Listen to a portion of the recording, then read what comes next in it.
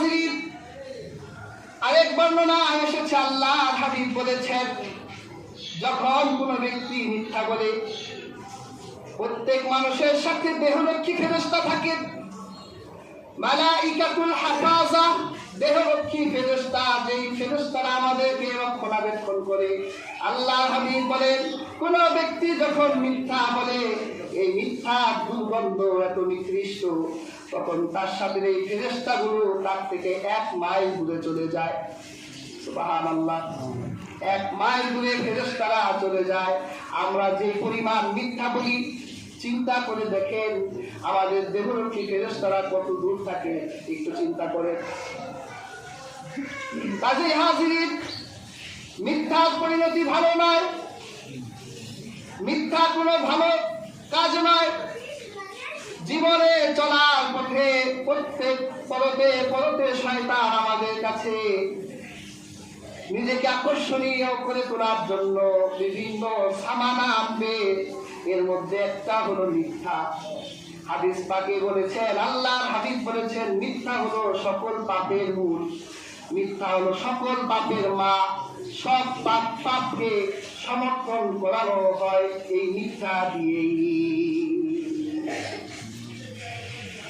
এক সাহাবী রাসূলুল্লাহর কাছে এসে বললেন, হে আল্লাহর রাসূল, আমি ইসলাম গ্রহণ করতে চাই, কিন্তু আমি 3টা অন্যায় করি। আরেক বর্ণনায় 4টা অন্যায় করি, আমাকে এই অন্যায় করার পারমিট দিতে হবে।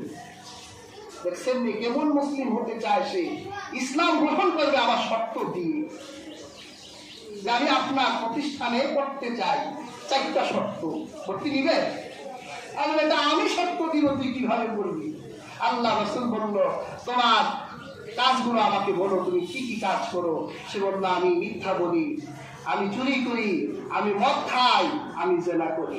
তবে একটা অন্যায়কে আপনি আমার থেকে দূর করাতে পারেন, আমাকে উপদেশ দিতে পারেন যে তুমি একটা অন্যায় ছেড়ে দাও। আল্লাহ রাসূল বলল, ঠিক আছে, তুমি ইসলাম গ্রহণ করো, তবে তোমাকে আমি নসিহত করলাম, তুমি আজ থেকে সত্য বলবে, মিথ্যা বলবে না। লোকটা ইসলাম গ্রহণ করে চলে গেল। যখন সে বারে গেল, মদ্যখানায় গেল, মদ হাতে নিয়ে চিন্তা করতেছে, এখন যদি মদ খাই আর সকালবেলা যদি রাহমাতুল্লিল আলামিনের দরবারে যাই আর রাসূলুল্লাহ যদি আমাকে বলে, তুমি রাতে কি করেছো, তা আমি চুরি করলে তো আমাকে সত্য বলতে হবে। এতগুলো সাহাবীর সামনে যদি সত্য বলি, চুরি করেছিলাম, মদ খেয়েছিলাম, জেনা করেছিলাম, তাহলে তো আমার ইজ্জতই থাকে না। লোকটা রাতের বেলা চুরিও করতে পারলো না, মদও খেতে পারলো না, জেনাও করতে পারলো না। আল্লাহর হাবিবের কাছে গিয়ে বললেন, হে আল্লাহর রাসূল, আপনি এমন একটা অপরাধ আমার থেকে দমন করলেন, সব অপরাধ দমন বেরিয়েছে। সুবহানাল্লাহ। কাজে হাজরিন,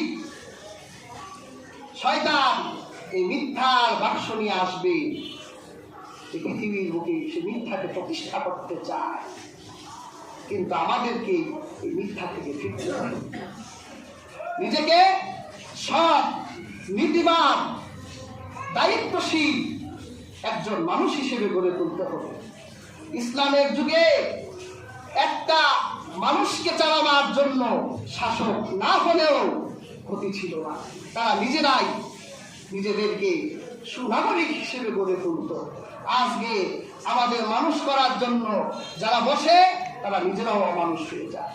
মিথ্যার মঞ্চ তৈরি করে দাঁড়িয়ে বলে, আমি যদি এই হতে পারি তাহলে হ্যান করবো, ত্যান করবো, ফলনা দিব, দশটা দিব, কিচ্ছু দেয় না। এই মিথ্যার মঞ্চ সাজিয়ে এরকম মিথ্যা কথা বলে পৃথিবীর বুকে শান্তি ফিরিয়ে আনা চায় না। পৃথিবীতে যারাই শান্তি প্রতিষ্ঠা করেছিল তারা নীতিবান ছিল, নৈতিকতার প্রতীক ছিল, সত্যবাদী ছিল।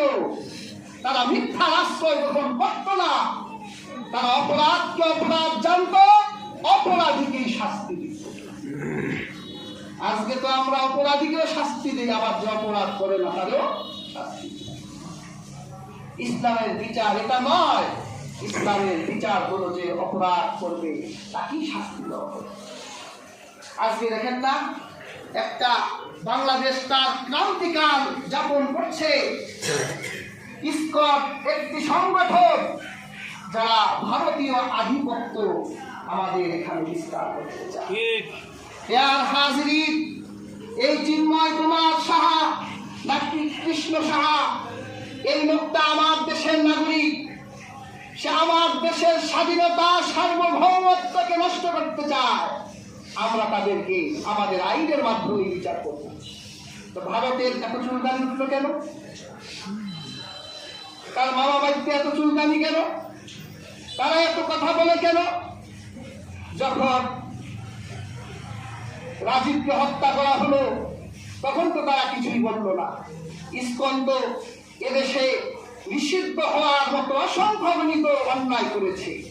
2014 সালে সিলেটের একটি মসজিদে তারাবির নামাজের সময় আক্রমণ করে মুসল্লিদেরকে আহত করেছে। সিলেটের ইসকন মন্দিরের অপোজিটের একটি মসজিদে গুলি চালিয়ে 9 জন মুসল্লিকে আহত করেছে। 2016 সালে চট্টগ্রামে একজন হিন্দু মহিলার ভূমিকে তারা দখল করে নিয়েছে।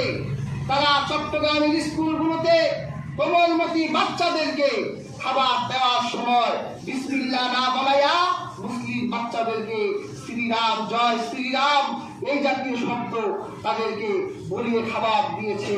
এগুলো কি ধর্মীয় অবমাননা নয়? এগুলো কি অপরাধ নয়?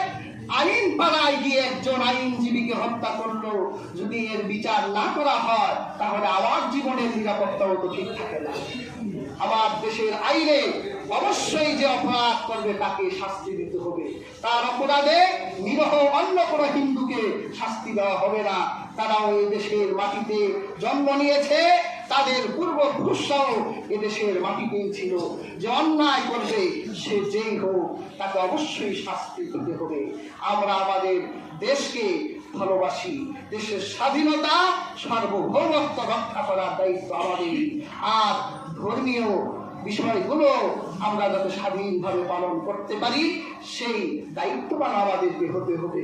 প্রত্যেকেই আমরা দায়িত্ববান হব, সত্যবাদী হব, মিথ্যা থেকে নিজেদেরকে সরিয়ে রাখবো। আল্লাহ সুবহানাহু ওয়া তাআলা আমাদের প্রত্যেককে সেই তৌফিক দান করুন।